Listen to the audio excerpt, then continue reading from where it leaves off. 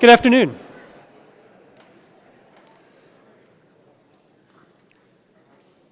I'm Chris O'Connor from the Department of Kinesiology, and as the President Pro Tem of the Faculty Senate, I welcome you to the Fall 2015 Plenary Address by Chancellor Mark Mone. Before I introduce Chancellor Mone, just a couple of quick announcements. First, for the faculty, the fall full faculty meeting that historically has followed the plenary is instead on Thursday, September 17th at 2:30 in Curtin 175, so you can note that on your calendars. Also, immediately after the plenary, there will be a reception across the hall. The room is Zalazzo 250, and there'll be refreshments, so please feel free to come join the Chancellor at that afterwards.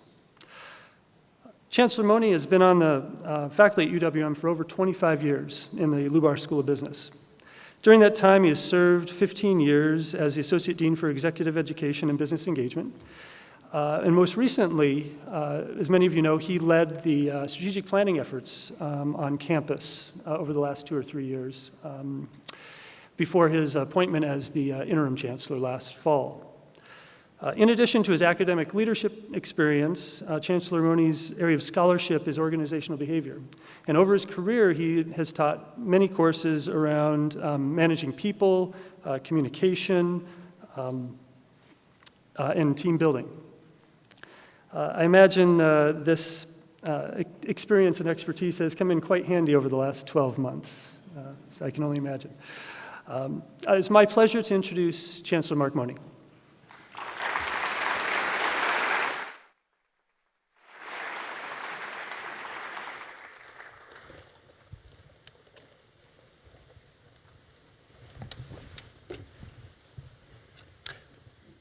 Thank you, Chris, for that kind introduction. Good afternoon and welcome, everyone. Can you feel the tremendous energy that's on campus with our faculty, staff, students, and all of our people back together? It's just remarkable to have that positive experience that we're seeing today. We have had a number of events over the last week, and those will continue as we continue to welcome the students back to the campus through Labor Day weekend with a host of different activities that are planned. And these are just wonderfully positive drivers for us. I hope you've had the chance to relax and enjoy the summer and are arriving back on campus with renewed energy. My talk today is titled A Focused Future, and I'd like to share with you a plan for how we will get there together. In my talk, I'm going to address 4 key areas. I'll talk about our purpose, people, the challenges that are ahead, and how we'll progress together, and then we'll provide time for Q&A at the end. Let's take a deep breath here. Let's stand back and recognize what a year it's been. It's been challenging, and there's no question these challenges will continue. You know, I don't think I've delivered a traditional plenary yet as I think back over the last few. Last fall, it was a year ago that I offered my first plenary, and you remember at that time we were anticipating about $90 million in addition to the UW system. I think it was a Board of Regents meeting earlier in August where there had been an endorsement of that, and all signals were pretty positive. And then in early January there were some rumblings, and the news that was on the docket was not at all comfortable. And I remember as I was preparing for the plenary, everything was changing day by day, and that morning of the plenary, we had a completely different talk than what was delivered about 7 or 8 hours later. So things were changing, and of course since then we have learned what the cut is actually going to be, and have been managing that throughout the year. But in truth, we didn't know until about July 12th of this summer what the actual cut would be. But there were more fundamental things than just the budget cut. There were also some concerns and threats to our academic freedom, to tenure, to indefinite status, to many of the core tenets of things that we hold dear and near to why we exist and what we do. And that's why I think it's so important to remind ourselves of how much we matter and why we're here. This is the foundation of a focused future. So I'm going to spend some time on that. I'm also going to talk about the power of our people and how we will move ahead. Tumultuous times require significant responses. It's in this context that today, and I'm not going to sugarcoat anything, I will spend a fair amount of time discussing the gravity of our financial situation and what we are doing about it, how we will proceed in the future. Let me begin with our purpose, some aspects about why we're here, reinforcing and affirming some of the things that I think are truly valued by our campus. This first slide depicts a quote, a page, if you will, from a recent report by the American Academy of Arts and Sciences titled Public Research Universities, Why They Matter. The first idea that's talked about here, public research universities initiate the fundamental research that drives scientific and technological discovery. Let me pull it out of the third person and talk about what we do. It's in this context to affirm what we do. We educate and we train. We prepare teachers and faculty. We equip the next generation of leaders. We are stewards of human knowledge. Everything we do should be evaluated in the context of why we exist. More locally, the Wisconsin idea underscores and affirms these ideas and gives us even more focus on why we're here. The basic principle is that the university should improve people's lives beyond the classroom. The Wisconsin idea, therefore, spans our teaching, research, engagement, and service.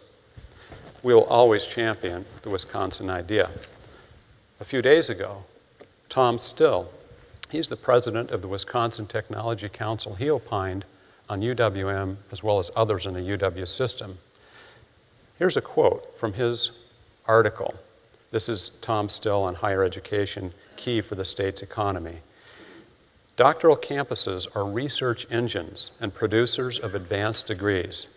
Wisconsin must elevate UW-Milwaukee's capacity in the state's largest city and maintain excellence and access. Attempts to standardize missions would be stultifying and unresponsive to a changing marketplace.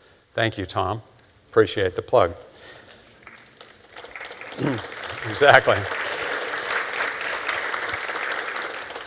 With our purpose established, with that as a foundation for a focused future, let's acknowledge that none of this would be possible without our people, our students, faculty, staff, alumni, friends, and partners. You comprise everything that we do. People comprise the largest part of our budget. Our impact is 100% people and can be seen in our student success, research excellence, and our community engagement. I'll go through each of these in a little more detail. As we consider student success, I'll discuss 4 important indicators. One is quality education. What happens in the classroom? What happens in the laboratory? How well we provide an education quality experience. Another is indicators of retention and graduation. Our campus will be doing more and has to do more as we enter an era that is much more metric-based, much more accountability-based. I could talk much more about that if you're interested in the Q&A in terms of some of the things that I'm seeing in Wisconsin and nationally with respect to this. But these are important for us to know how we're doing and to be able to improve in both of these areas. Preparation for life after graduation, which can mean a variety of different things. And ultimately, in what ways are we accountable for preparing students? From the UW system perspective, they have put online recently a dashboard. Some of the critical pieces of that dashboard, which we've been tracking for years and have been publishing in hard copy, but now will be available online, in addition to 20 or 21 other indicators, include our progress in terms of high-impact learning and retention practices and critical thinking. These are core areas that we do very well. Enrollment updates is the second portion that I'll talk about. We have, for almost the entire enrollment cycle, experienced application and admission decisions that have increased. In the last couple of weeks, we have seen that tail off and level off, and we are anticipating, though, a resulting higher enrollment than what we are currently seeing at this point. We might have a slight decline in our enrollments, and much of this comes from the yield. In other words, the yield hasn't matched historically where we have been at about the mid-40s. We're more like the mid-42s at this point. This is preliminary. We'll have better numbers in the next couple of weeks as everything sorts out. Students, as you know, are still being admitted, but things are following some of the national trends. Those are discussed right here.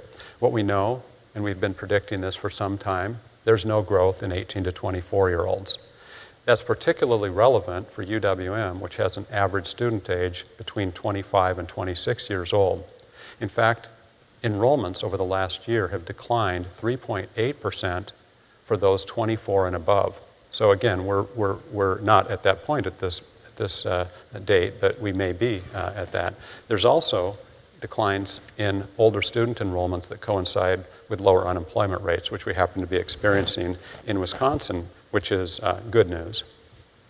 On the group that's managing and helping work directly on enrollment, we have CMAT, and you'll be hearing more about CMAT. It's a group that's been in place for a year. CMAT stands for the Chancellor's Enrollment Management Action Team. This is a group that uses data for decision making. They have in place today a comprehensive retention plan.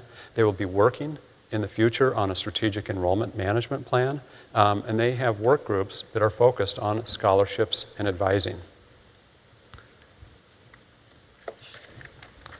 Shifting gears within the people section still, I'll talk just about a few key aspects of research. I mentioned earlier regarding our purpose at its core is educating students and conducting research. What brought so many of us here is our passion for research and students, and how our research can have an impact at so many levels. It's critical that we continue our approach to educate students through undergraduate and graduate research. Teaching grows out of our research knowledge base and emerges through research and inquiry. This is what distinguishes us as a research university. The centrality of research can be bolstered further through collaborative, interdisciplinary grant activity and partnering, some examples of which I'll give today. I want you also to know that the top-tier research team has been reestablished to be a critical input for some of the planning that I'll describe as we go forward.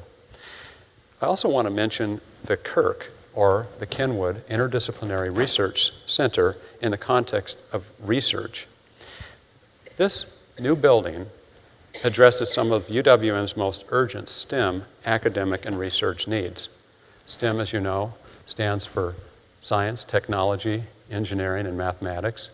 In my practice earlier today, I called that M, management, drawing from earlier areas. So my bad, but you all know it could be management as well. But it's certainly in the formal sense not that. This building is largely dedicated to physics, which is a large research engine for UWM in terms of both visibility and funding. There's a facility also in the building for the drug discovery group, and mostly the chemistry area. And then the Zilber School of Public Health wet labs. There is a building dedication on October 2nd, which is the beginning of our homecoming week, which will span from October 2nd through the 10th. A couple of additional ideas on why research matters.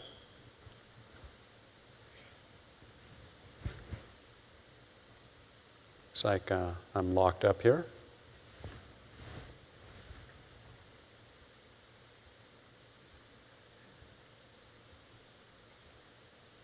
Research matters for a number of key reasons. Nationally and internationally recognized research programs produce discoveries and create new knowledge. Rebecca Clapper, it was announced this week, has received $1.2 million of a $20 million nanoparticle research grant. Wonderful news for Rebecca and UWM. There are innovations that can be commercialized and benefit our partners and society. We've recently had examples, you might have seen the media, with the work that's been done with Snap-on, some of the activities with Johnson Controls and other partners. The work that we're doing today through our Clinical Translation Science Institute with some of the key players in the medical fields, ultimately enriching students, our faculty, and our staff and society writ large. It's critical that we continue to strengthen UWM's research profile from both a financial and talent retention perspective. Shifting gears, we engage with the community based on our student success and our research excellence in several key ways. I won't go through all of these, companies, organizations, nonprofits, but they are just the tip of the iceberg. We have hundreds of different partnerships with different organizations of all types. Here you see business, education, nonprofit, healthcare. We could go through many more. Why these are important is because of where they place our students and our faculty and staff. We have 170 different locations in which our students in education participate, educating and learning how to teach and do research in different environments. We have 180 locations in which our College of Nursing students learn about nursing, help with clinical trials, help with practice, and bring better health to society. Nursing students, faculty, and staff. We have 300 plus live theater, music, dance, and other performance events on campus and in the community. I could go through virtually every school and college and talk about how engaged this university is, critically important for the transformations that we participate in. Our students volunteer 43,000 hours in community and service learning types of projects. As a final example of engagement, I'll share with you a letter that I recently received. And it's almost daily that I either receive letters or have interactions with people in the community that talk about the impact of our students, faculty, and staff. This letter is from Julie Kinzelman. She's an alumna who is now the director of the Racine Health Department's laboratory. There's a number of comments, a number of perspectives, but I'll just summarize the key idea in the lower right-hand corner. UW-Milwaukee students can and are making a difference. I've been on the road this summer and earlier in what we call the Black, Gold, and Bold Tour, engaging our alumni in different locations, some near and some far away.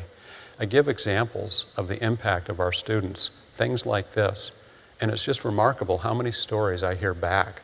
And people virtually line up to talk about whether it's in Chicago, New York, Seattle, Waukesha, Appleton, or other locations. It's just tremendously powerful to hear and understand the impact of our students, the impact of our campus on our students.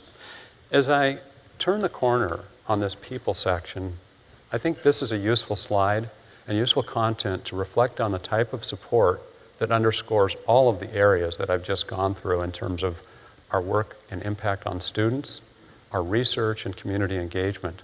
We're in the quiet phase of our capital campaign. We call this Vision 2020. It will help us by underscoring and reinforcing support for those things that we are trying to do more and more of every day. We've raised $83 million so far, which is a remarkable accomplishment.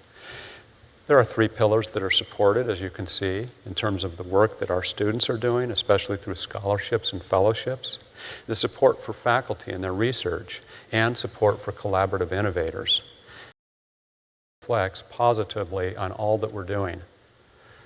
One of the key pieces, as I talked with the president of the Higher Learning Commission in advance of the visit, when I visited with her last fall, she said, "You are going to be important for some of the work that you're doing, especially in technology. There are many aspects that we consider to be important for education, and the federal government does not particularly support, through loans and other forms of support, some of the online and flexible learning that's happening. You will be an important test case, and the HLC team will be supplemented by additional members who will be giving that a very thorough review. They're some of the notable experts on technology and online learning." So we knew this was going to be important because we're a pioneer in the College of Health Sciences. We also have in the College of Letters and Science a certificate program in professional and technical writing. I want to tell you also about some notable accomplishments from our radio station, WWM. It received 2 national Radio Television News Digital Association Awards in the areas of news series. There was a story on Project Milwaukee, Black Men in Prison, and continuing coverage on Dauntrey's death. We also just learned about a $400,000 DOE grant from U.S. Congresswoman Gwen Moore's office, where she let us know that these grants will support academic programs and departments that will support graduate fellowships for our students. There's a potential for renewal of up to $2 million. Again, recognition and reflection of all the things we're doing in people, research, and engagement. So those are all positive trends. Those are important things to recognize in terms of our purpose, why we're here, what we do, and the people who are affected and people who deliver. But I'm now in the third section where I'll talk about some of the headwinds, some of the challenges. And I want to share with you some of the things that are happening nationally. No surprises here. This is the type of trends that have been going on, we've been predicting. They are certainly recognition of the biggest headwinds that we have really ever known in terms of higher education as a whole. The Chronicle of Higher Education reported recently some of the top worries of college presidents, what is being experienced on campuses today. These 4 areas that you can see, the decline in state financial support, competition for students, ability to raise tuition, attracting and retaining qualified faculty and staff, no surprise, no secret, that's our world. A second aspect of the report is related to the demographics, in part correlated and arguably underlines some of the things that are happening with respect to those trends that were reported by the presidents. Here's what we see. Declining high school graduates in primary recruitment region. Well, what's the Wisconsin parallel? 1,200 fewer students graduating from Wisconsin high schools for each of the last 5 years. What that means is that it's a zero-sum game given the existing body of colleges that exist here in Wisconsin. If we grow, somebody else declines, or vice versa. But ultimately, overall enrollment has to decline unless we can develop alternative student profiles, student populations, and other ways of delivering education. Lower socioeconomic status of applicants, declining middle class, and changing racial and ethnic mix. I apologize. I will not be too Bernie Sanders-ish. I will not be too gesturing here. So those are the national perspectives, and I want to use an hourglass type of approach where we talk at the national level and bring it increasingly into what does this mean for UWM. As you know, in the last 2 campus budget forum meetings in July and August, I shared this slide, and I'll just show in brief what on the left side could have been, and then what has happened. And so this is the world that we're in terms of the nature and the impact of just the budget portion of the cut. And the bottom line on the right-hand side shows the gravity. In a way, this is the tale of 2 worlds. This is, well, the cut's a lot better than it could have been, but it's still forcing us to grapple with something that's of a magnitude we've certainly never grappled with. So that puts us in a very, very challenging situation. There are additional details, all of the slides, all of the content that's been presented, as well as live streaming on our website, uwm.edu/budget, if you're interested. This presentation, by the way, will also be put forward on my website. Let's delve into this in even more detail. If we didn't have the budget cut, we would still have this problem that I want to share with you more detail about today. We're facing a campus-wide structural deficit projected to be about $30 million. It could be a little more, it could be a little less. But at this point, the best projection we have is about $30 million. What that means is that we're bringing in, on an annual basis, that much less than what we're spending. Hold out for a moment, what are our reserves? How much do we have in the bank? But basically what this says is that on an annual basis, our revenues are under our expenses by $30 million. To put this in the context of our larger budget, so that you appreciate the size of what we're talking about, this is the size of the budgets of the College of Nursing, Information Studies, and Engineering combined. That's the magnitude of this. We need to provide some context and talk about how did we get here? What's responsible? Where's the background on this? Let me first of all describe some common factors across all of UW system. The common factors are the first 2 that are listed there. Budget cuts for 4 consecutive biennial budgets. 4-year tuition freeze. I'll talk in more detail about the significance of that alone. UWM specifically, though, has 5 unique factors, including significant capital and program commitments. These were areas that we've expanded and purchased, things that we've done, such as the Kenwood IRC, such as the Northwest Quad, Zilber School of Public Health, Innovation Campus, School of Freshwater Sciences. These are important areas to recognize that at the time, how much sense the decisions made. They were part of larger plans that had been undertaken. We peaked in terms of enrollment in 2010 with about 30,400 students. We declined through 2014. We stabilized last year. We may decline a bit this year. So we have declining enrollment. By the way, that alone accounts for $20 million in base budget over those 4 years alone from 2010 to 2014. That's the magnitude of those enrollment declines. As you know, we, UWM, have been underfunded relative to other UW system institutions, not all of them, but certainly relative to Madison and other areas we need to address. And then our reserves have declined. And so we look at the future and we say, we have a different scenario facing us than what we need to have. So this is quite challenging. Let me provide a little more perspective on the structural deficit. I would anticipate, if I were you, some questions. I would want to know some of these perspectives. So let me share with you a few things. The deficit didn't just happen this year. It is not the responsibility, well, it is the responsibility of all of us, but it is not a symptom of decisions that have been made in the last year or two. In fact, they go back at least a decade.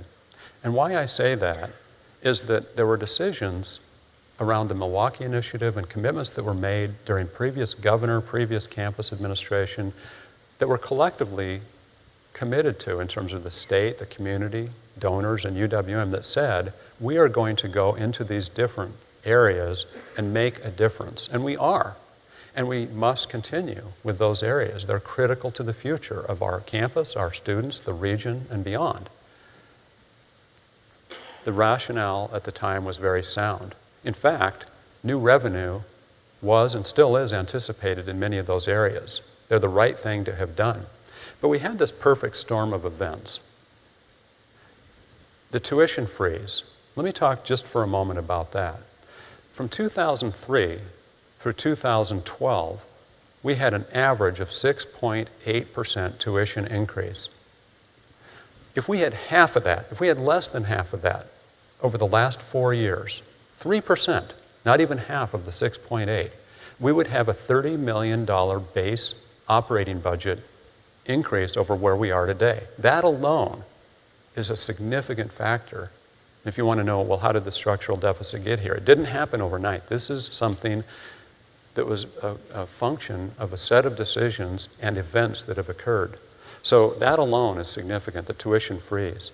Budget cuts, as noted, have been substantial. Last year we had an $8 million budget cut. This year, because of the reprieve, our budget cut was only in the neighborhood of 13 to 14, but the base budget cut going forward is $18 million. So that's huge, as well as the previous ones. The commitments that had we had the $20 million that at the time the regents, the legislature, and others supported, this was in the 2006, 7, and 8 period, we would have 20 million more. We got the first $10 million den, we didn't get the next two. But again, those are huge factors. Think about what a different scenario any one of those could have made, the historical underfunding. So any two of those could have been sustained, but the problem is we're dealing with a confluence of significant unexpected events in many ways. So what have we been doing? The next few slides are a narrative of what are we doing and what will we do going forward. How are we handling this?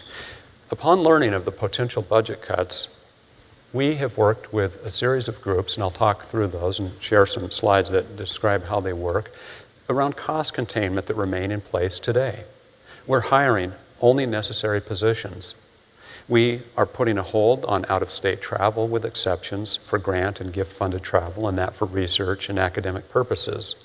We used this year the voluntary separation incentive plan.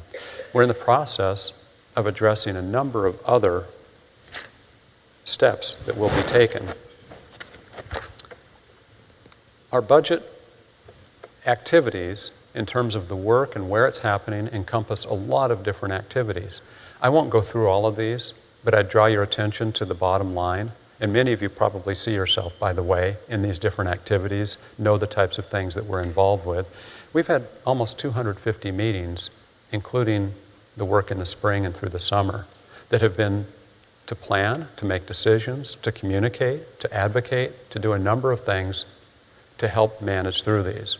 And I don't share these because the volume is important. I share these to show the communication efforts, the transparency, and the inclusion with which we've tried to bring people together to understand some of the most significant issues we have ever faced.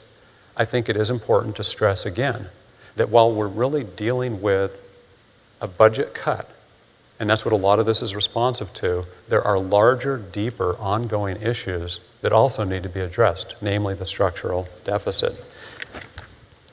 What we've been doing and how we've been doing it is depicted in a simple picture here.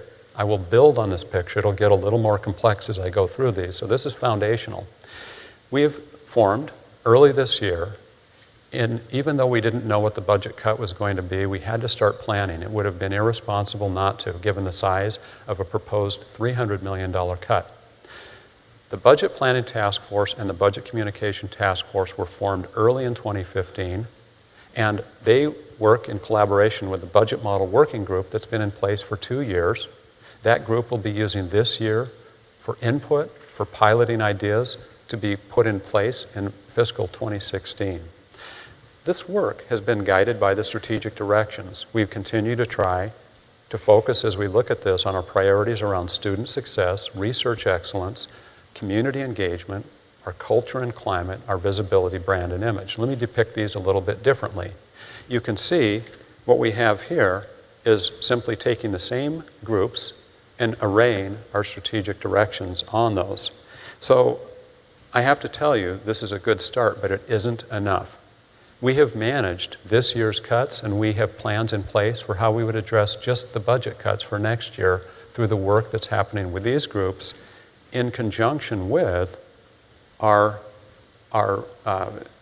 different groups on campus, including our schools and colleges and other administrative groups and governance. What I want to talk about more today is something that I've mentioned in the last 2 campus budget forums. In the July meeting, I talked about this as the campus transformation team. In the last meeting, I described this as what it is known as now, the Chancellor's Campus Organization and Effectiveness Team. On the blue box on the right-hand side, there's some details, and I'll spend some time going through these. The team sponsors are myself, the Provost and Vice Chancellor of Finance and Administrative Affairs. We met with the team co-chairs earlier this week to talk about the charge and to provide a draft of all the members and to finalize things. Bob Greenstreet, one of our campus's senior deans, he's the Dean of School of Architecture and Urban Planning, and John Reisel, the University Committee Chair, will be the co-chairs of this primary team. There will be a support team, which is chaired by Paula Reiner, who's of School of Continuing Ed and College of Health Science, and Kyle Swanson, who's the department chair in mathematics and in the faculty on College of Letters and Science. This team size will be about 12 people. These members will be joined by students, faculty, staff, deans, and cabinet members. If we advance and go further, this is what we are working on, and putting this together, this team with some of the other groups on our campus, I bring in today our schools and colleges, whose work will be guided and directed in conjunction with these planning teams, and shared governance. Shared governance underlies all that we are aiming to accomplish, as do the schools and colleges' work. We've gained feedback from all our governance groups for the membership of the Chancellor's Campus Organization and Effectiveness Team, and will continue to stay engaged with them. A little more detail on a team that some have said, Mark, you need to work on that acronym. COET just doesn't quite work very well, so a little help from the marketing folks. I see some colleagues who might be able to help there. This was based on one of the key recommendations from the Budget Planning Task Force and governance groups in terms of their recommendations on the membership and charge of the group.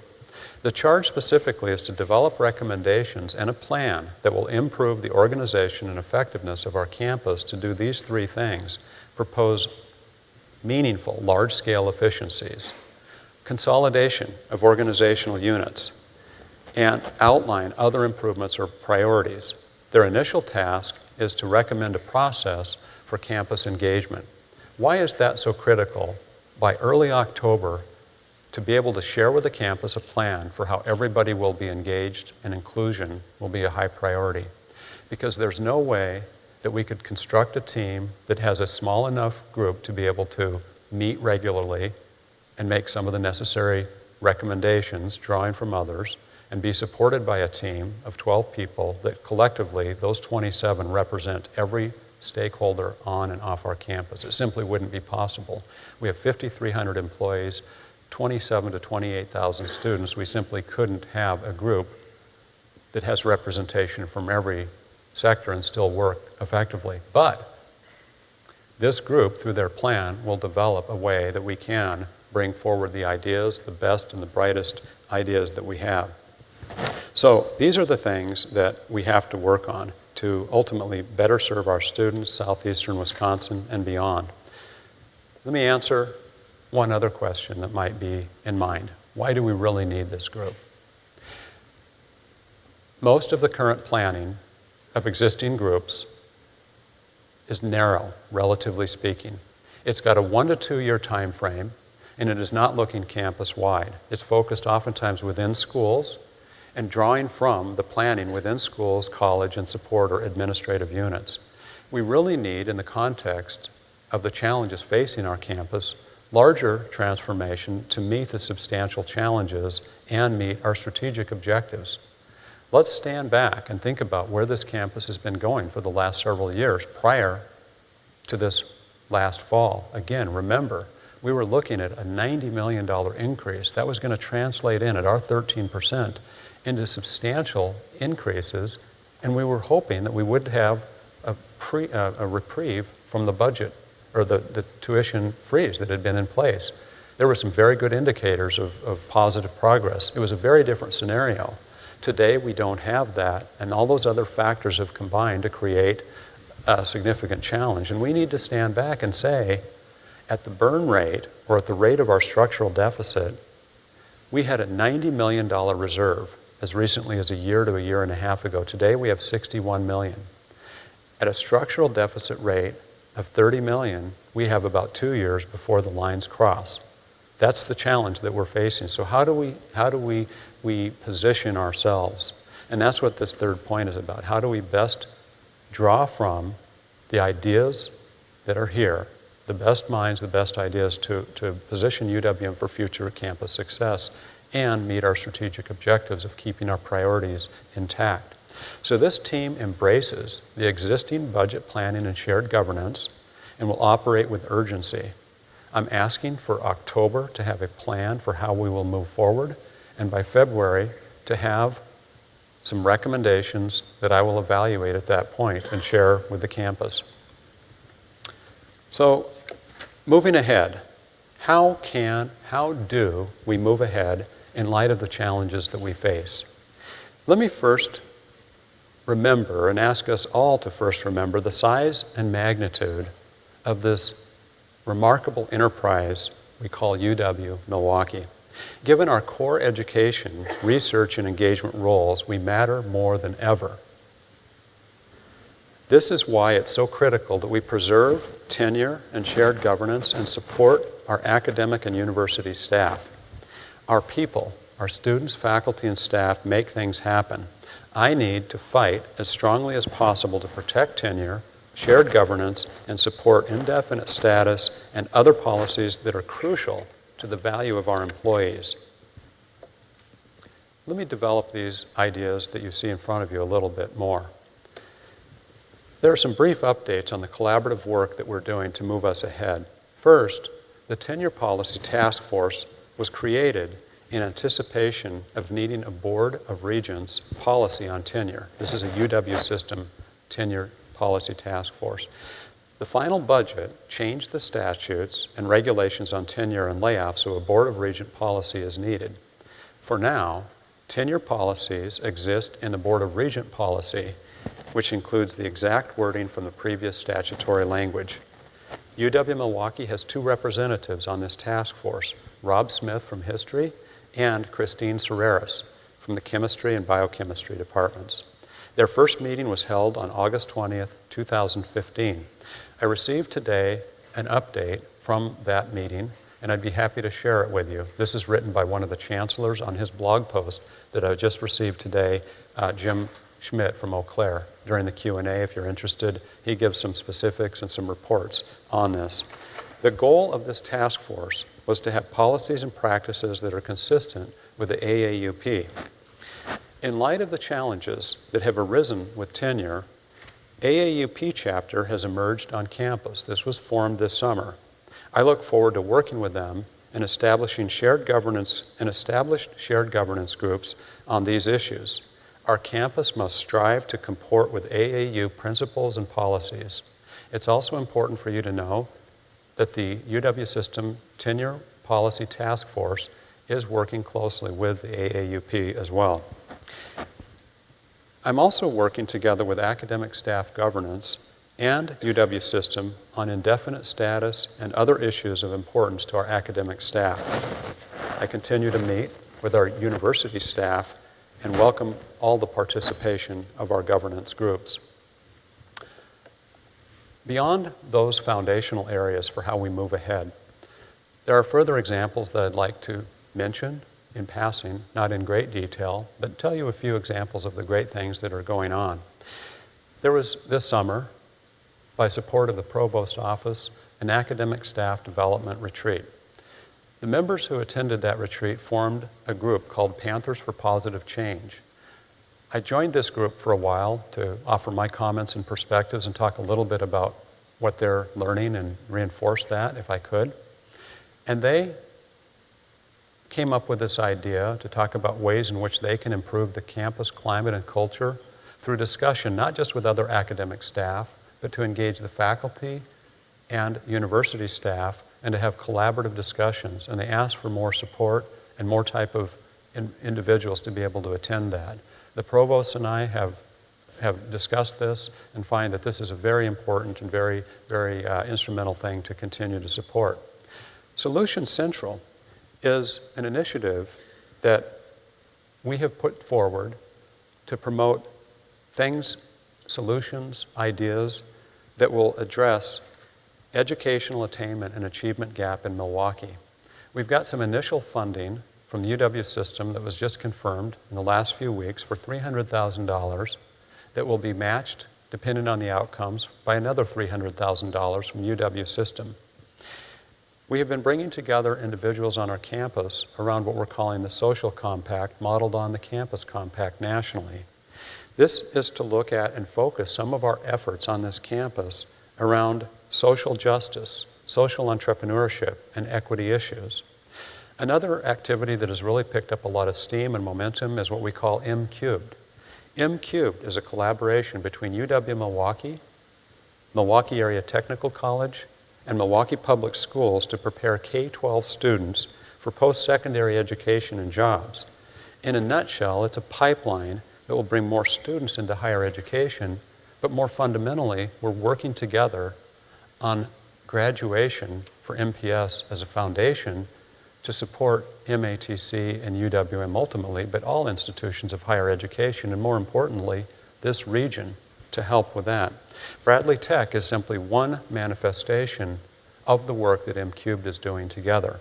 For background, it was more than 14 years ago that we actually signed a pact with MATC and MPS, an agreement to work collaboratively to form a commission to run Bradley Tech, long one of the most fabled tech schools in the state. It used to be a Milwaukee Tech boys' school. This school has had some significant challenges over the years, and we've reaffirmed our commitment and have a number of individuals on our campus who are today engaged to help with the Greater Milwaukee Committee and industry to improve this technology and trade school. Our legislative activity continues. We've met in the last several weeks with 3 members of Joint Finance Committee, including its co-chair, Senator Alberta Darling. They want to continue to try to find ways to support the work that we're doing on this campus, and we're putting together a request for yet this year, as well as additional requests for future operating and capital budgets. And next, I'll share some brief comments on our Entrepreneurship Center.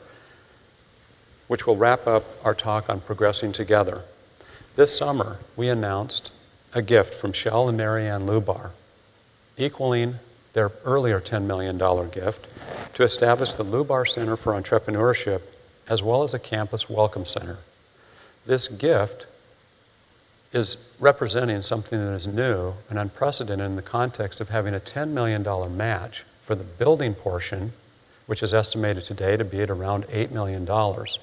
So what this means is that there will be an endowment with a commitment to raise another $5 million that will generate funds for the operating. By having the joint commitment of the system and that of our wonderful donors, the Lubars, we have a very positive path going forward from a financial perspective. This is a powerful example of faith in UWM by members in the community and our system to know how we can make a difference. This effort is multidisciplinary. While today entrepreneurship covers 7 or 8 different schools and colleges, we want to have every school and college represented, from students, faculty, and staff. It's critical not just to help start companies and not just to launch new ideas, whether it's in education or in the arts or engineering or business or any number of social entrepreneurship types of areas, but to be able to be entrepreneurial, creative, and innovative in any type of setting. And the Entrepreneurship Center is aimed at that. We have a lot of ideas that are currently happening on campus in entrepreneurship. Student Startup Challenge with 300 students applying over the last 3 years, this year working in 10 different project teams. Fresh Ideas, something to engage freshmen in entrepreneurial activities across this fall, 6 classes in different schools and colleges. We have 175 students who have expressed a strong interest in entrepreneurship from just our freshman class alone on their pre-college survey. Let me offer now a final word from our students. I'm definitely excited to get back here to UWM for the fall. I'm super excited to get back to campus. It's my last year. I'll be graduating, and it's going to be a great year. Once everyone gets back here, the campus is going all the time, and there's so much stuff to do. Fall welcome is amazing. Everyone's excited. Everyone's pumped.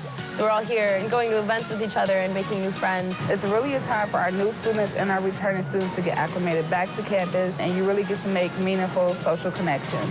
It's going to be a very busy year. I'm very excited to start in a professional major of nursing. It's pretty competitive, so getting in is a very big deal. During my first year, I will be in a clinical rotation, so we'll be going to a long-term healthcare facility. I'm just very excited to really get out into the community and really start learning those skills that I need to become an awesome nurse. I leave for my study abroad in 3 weeks, and I'm heading to Prague. I'm super excited, especially to see more of the Eastern European culture.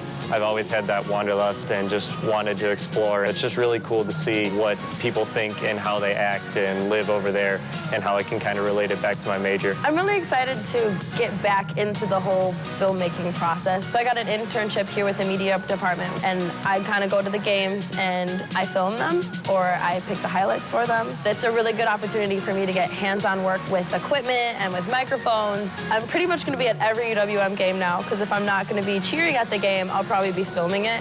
When I first started here at UW-Milwaukee, I was very interested in commercial architecture, which eventually switched to residential architecture. I got involved with Milwaukee Homegrown through my Architecture 350 class. I am currently working with them to design a watershed or a rain shed for the Milwaukee communities. Because of UWM, I've really been able to see what kind of study abroads are out there and really develop myself as a professional. I think I'll be very prepared to tackle any population when I go into the nursing field, to work with any patient.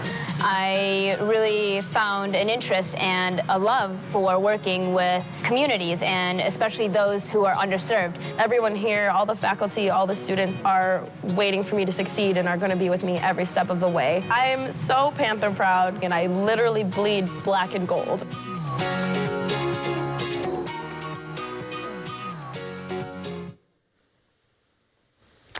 Well, I literally bleed black and gold. How do you like that? Isn't that great?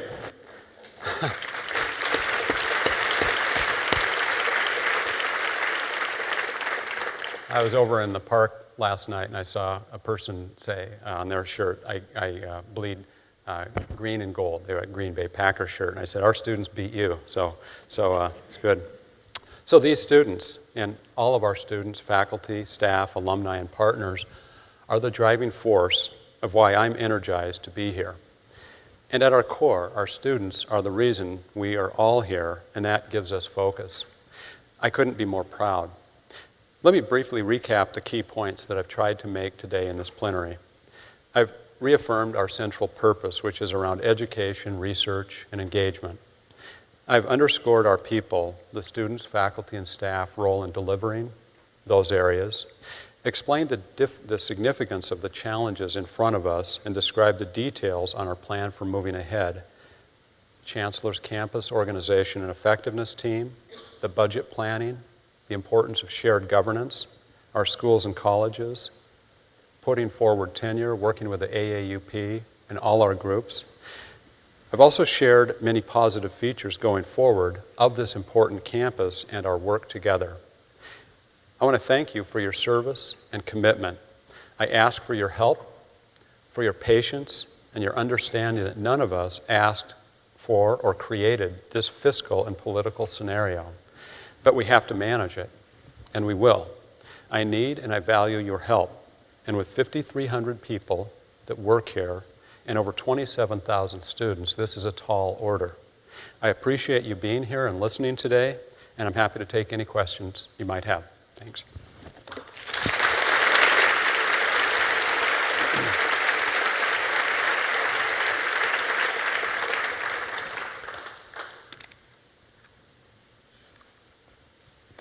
Yes. Thank you, Mark, for your excellent plenary. Richard Leeson, Art History. I have a question about GPR.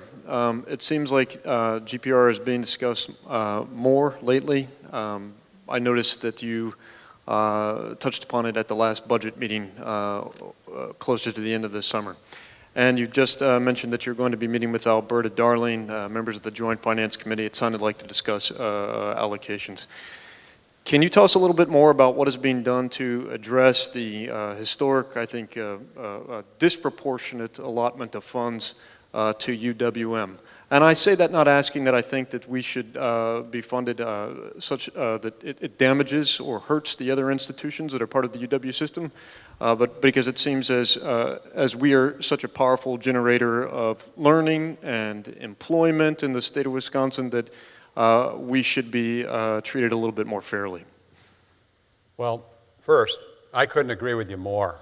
And I want to talk about this in two different ways. One that I didn't talk about enough, and thank you for reminding me because I think I had the point on my slide, but I didn't talk about the tuition task force. I shared with the group in the campus budget forum a few weeks ago that I've been asked to serve on the tuition task force for UW system. Why this is so important, when we talked about being in the context of should I be on the tenured policy task force, which already has a number of chancellors, or this one, where I will be either the only chancellor or one of two.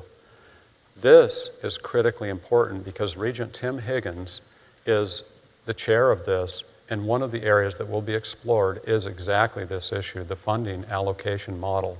In other words, it starts with the top line, tuition, but then ultimately, how is tuition allocated across the system schools? I can tell you that I've had discussions with President Cross, and he recognizes the underfunding of UW-Milwaukee relative to our peers. And I can't say that he is committed to changing that and increasing it, but he is committed to opening this discussion up. And of course, the Regents task force that will be looking at this provides ample opportunity. And I'm reasonably confident that with the legislature having recognized exactly what you're talking about and all the discussions that I'm having with regents, legislators, and others, that UW-Milwaukee has a future that looks very promising with regard to GPR and base budget. It's critical for our future. Even if we only had 500 more per student, what a difference that would make in terms of the funding. I'm not talking about increasing tuition for students. I'm talking about how those funds are distributed and allocated. Now, the second piece of this, so that I'm actually very encouraged by, just given the way that I've been hearing and had discussions with President Cross about the indicators for us. The second piece of this is with regard to the specific planning and the requests that I'm making, working directly with our UW system, Ray Cross.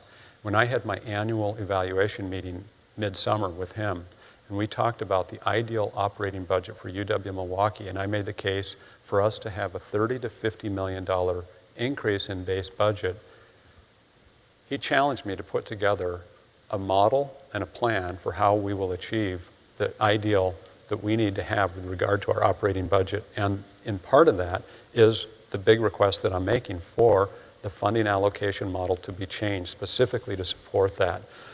So there's a lot of work that's been going on behind the planning that ultimately the organization effectiveness team will help develop. How do we build on and demonstrate a strong case for justifying, given the things that we're doing, that change? So between the request directly for that and then the work through this tuition task force, I'm not going to be overly optimistic, but those are the things that I'm doing, working as well with our legislators to continue to build the case. We've had 63 visits with legislators this year, 63 visits in which we are making specific asks and showing them, and it's not just our own visits, but it's having a lot of additional people work on our behalf that aren't included as part of those 63. And I think it's fair to say that there's a lot of people who recognize and have sent the message forward. I think it's fair to say, when you look at the results of the budget, this is the first time out of those one-time funds that UW-Milwaukee got 29% of the funds that were allocated. This year, $20 million in one-time funds were released. We got 29%. Madison, in comparison, got maybe a fourth of that. Other campuses, no more. No campuses got into the double digits. In addition, the cut was further because of exactly those drivers. So I'm reasonably somewhat optimistic about our chances. I can't be overconfident on this. It's just tough. But that's the critically important thing. So, thanks for asking that. Yes?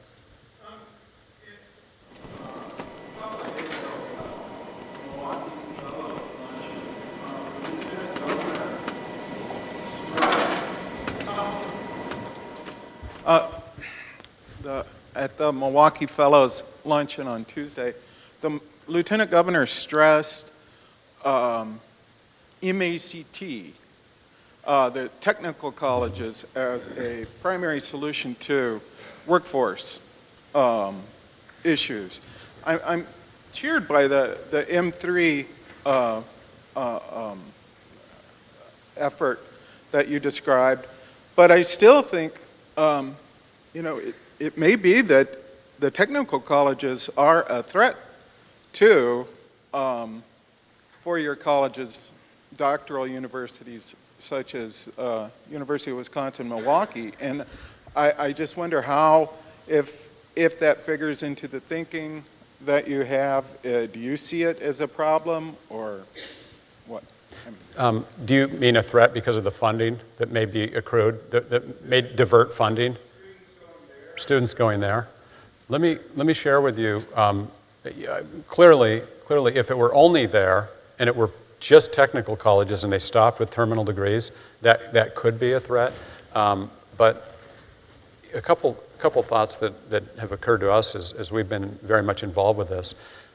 We had heard that MPS students go to the tune of 50 or 55% on to MATC or UWM. And I'm working pretty closely with Dr. Darian Driver, the superintendent of MPS, and I said, Darian, give me a fact check on that. That just seems a little high, a lot high. She said, Mark, it's almost 70% of MPS students that go on to MATC or UWM. Now, we have done the numbers. We don't see that directly from MPS direct to UWM, but the channel that they are coming through, because Vicki Martin, the president of MATC, showed me the numbers, and she said, you're the largest recipient of our graduates. More people go on to UWM from MATC than any other than any other four-year institution. Now, if you think about the magnitude of students in the area, MPS, MATC, and UWM together represent 143 or 144,000 students. We're huge in terms of the pipeline and what we can do together. So at least locally here, I'm not too worried. We, I think, can benefit from that. Now, there's another movement afoot, and that is something we don't know a lot about, and that's the potential merger. You know, what the legislature is discussing across the 2-year technical and vocational. So we've got system, college, you've got the UW colleges, and the technical school that now the Republican legislature is looking at. And I know as much as you do about this. I have no inside knowledge. There is a UW system staff meeting tomorrow with all the chancellors and Ray Cross, and I'll probably know more. We'll hear an update. But at this point, I know what you know in terms of in the newspaper where Robin Voss, the legislative leader, has been working on this. That will have potential funding implications, but potentially big cost savings. There's one other angle on this, and that is if you look at Georgia State, and if you look at some other creative schools, when we look at student retention issues, what are the threats to our students continuing, both retention and graduation? They usually come down to 2 areas: financial capability and academic preparation. We have issues in both those areas, and that's not unique to UWM. But what other school, one in particular, Georgia State, has found is this college within a college model, and they've incorporated a 2-year program that's a pathway that works on a lot of the remedial education for those students who need it, that then accelerates their progress into 4-year at a lower price point. Now, let me say, we're not there. Think of the implications from a revenue perspective, first of all. We don't want to jump into that quickly. But students on average pay $10,000 a year at UWM just for tuition alone, and they graduate with a $29,000 student debt load. If we can help with that by some college within a college type of model, think creatively and think about gradually moving into that, this could be huge. And if we can look at other factors that would help reduce the debt load. So those are some things that we're working with.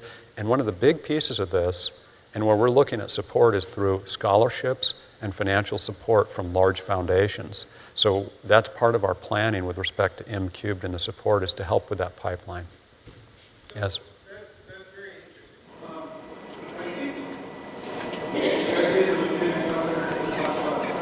interesting. Yeah, and she's a big fan of ours, by the way. She's very supportive of the work that we're doing, and I think we're pleased by that.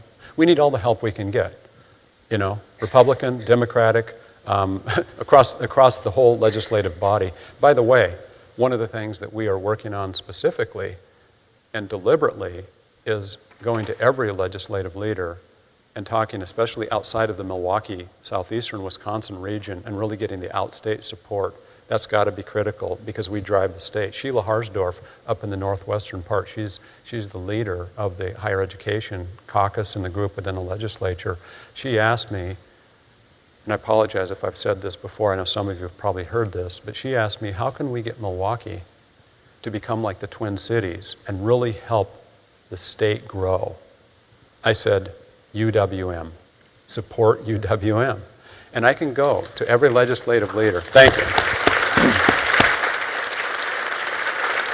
I can go to every legislative leader, and we do, and we talk about the alumni in their region, and we talk about the current students in their region, and we talk about the experiences specific to them. It's pretty powerful stuff. But thank you for your question, Tim.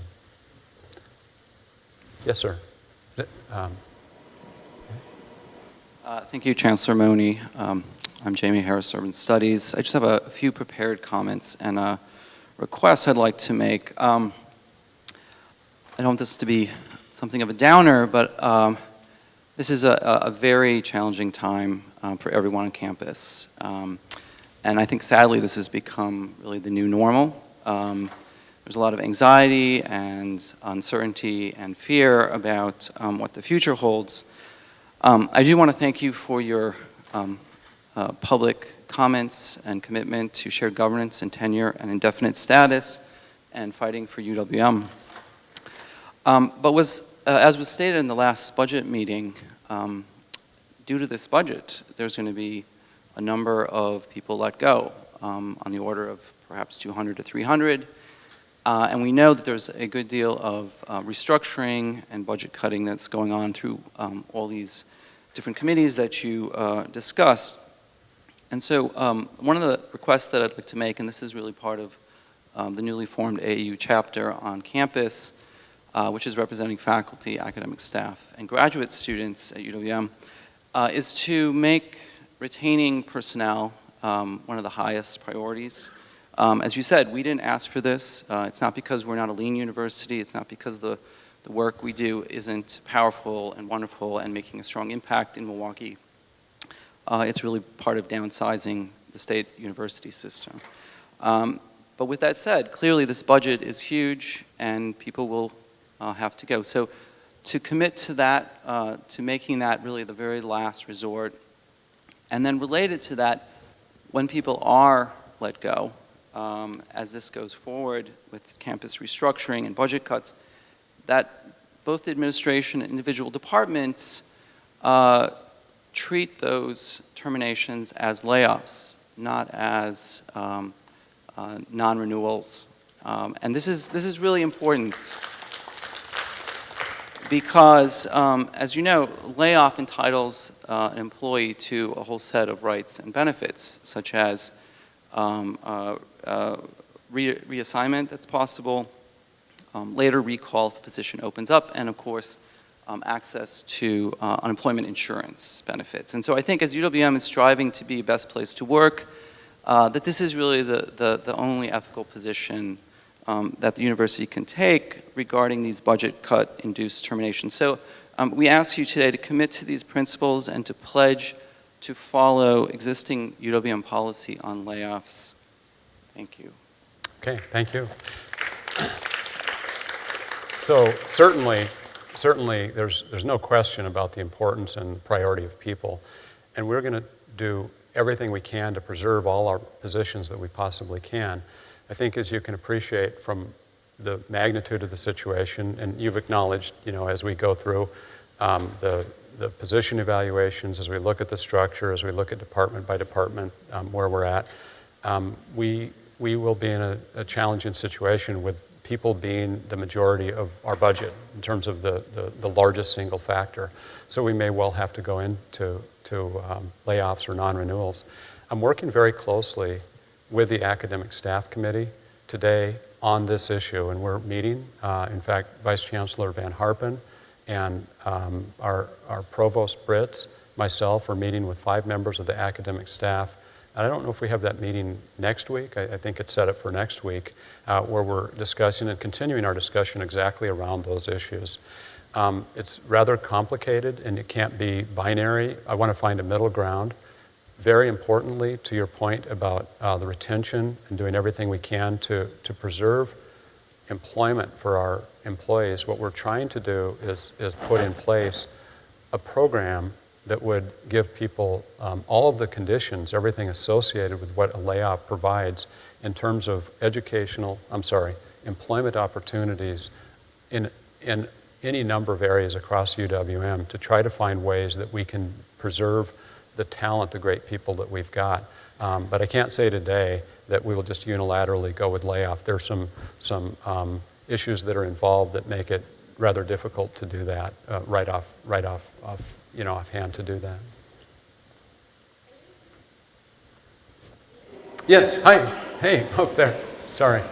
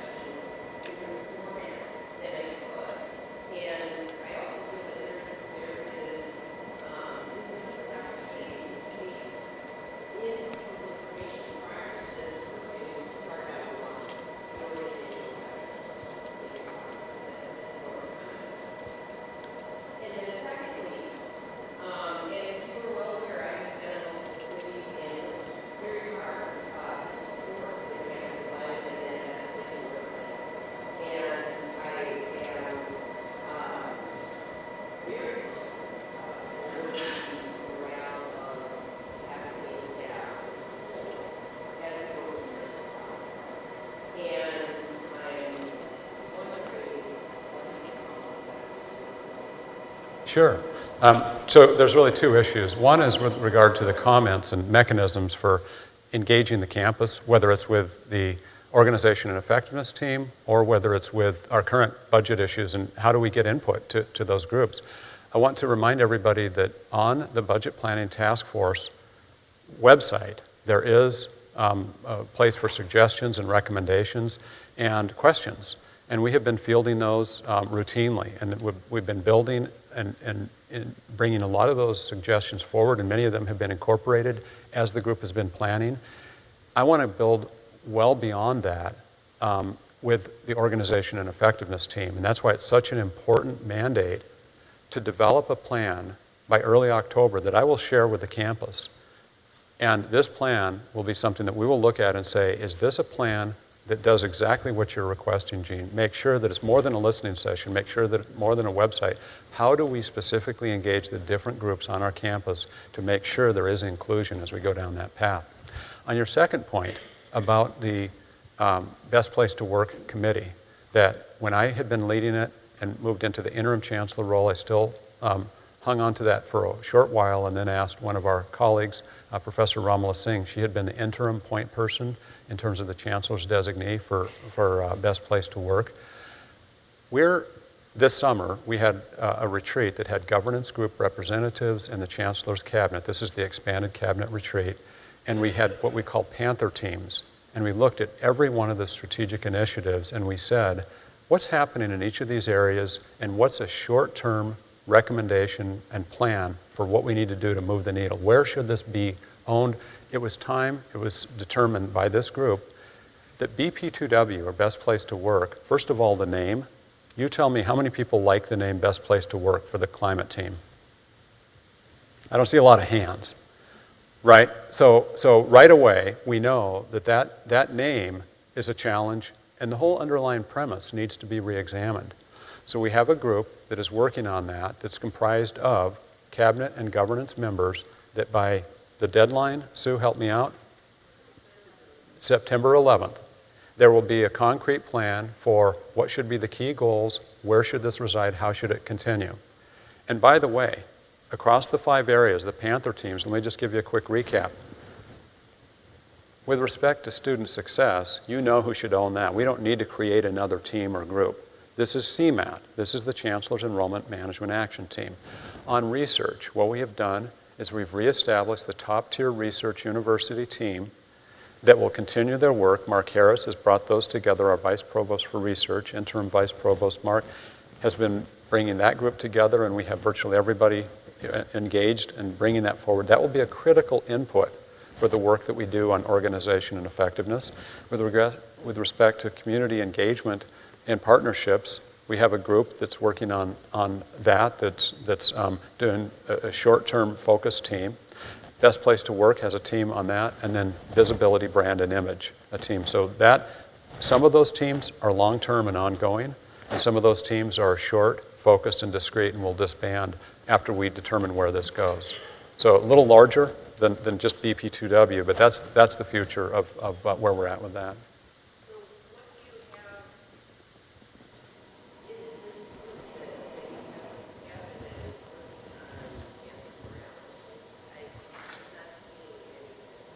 Well, no, they're determining where do we go with Best Place to Work? Where do we go with respect, what's the group that should own this?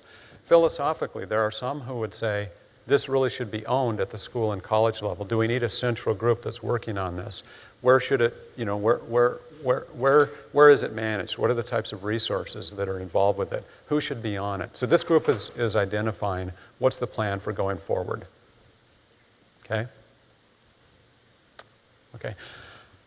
We've had some folks leaving, but yes, another question.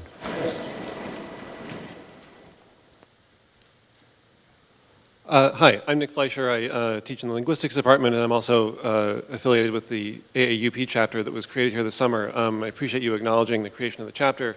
And I'm also heartened to hear your comments of supporting academic freedom and tenure and shared governance and your commitment to AAUP principles. One specific question I have is, as we get ready to face these cuts, I'm curious how what your plans are for maintaining AAUP standard shared governance practices as decisions are made. Thinking in particular of the fact that AAUP guidelines specify that faculty play a primary role in decisions about program modification or discontinuance. Well, the answer that I think is most direct is that as we're making decisions and going forward, it's really with faculty in terms of the programmatic curriculum types of decisions and areas. It's pretty hard to implement, teach, research without the endorsement of the people who are doing it. So I want this to be collaborative. I want this to be something where we have the involvement and the engagement of our faculty and shared governance groups from academic staff, university staff as we proceed. What we're up against and what we have to realize is, because of the situation as I described it, is we have to have urgency. So we have to move in a collaborative but also quick manner. So we have to find the right balance to move ahead simply because at the rate of the deficit spending and our available reserves, given those other factors, it's simply difficult for us to take more than the next 3 to 6 months to really move ahead.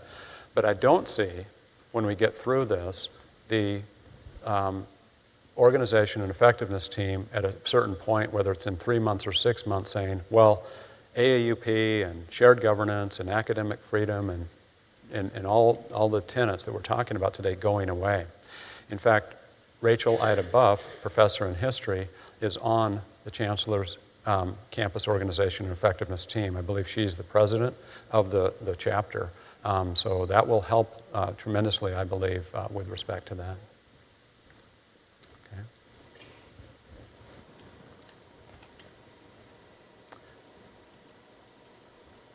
Well, any other questions, comments? How about if we have a reception? Thank you again. Okay.